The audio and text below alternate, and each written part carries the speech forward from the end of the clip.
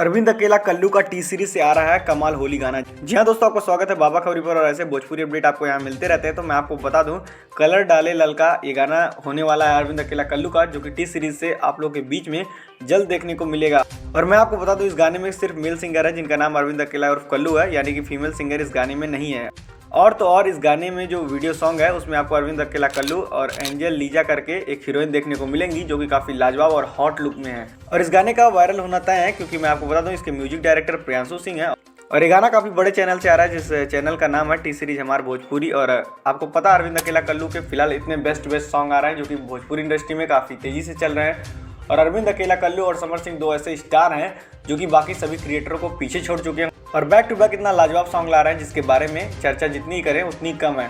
तो आपको इन दोनों का गाना कैसा लगता है? और वैसे मैं आपको बता दूं, टी सीरीज हमारे भोजपुरी से जो गाना आने वाला है कल्लू का, काफ़ी लाजवाब और धमाकेदार है।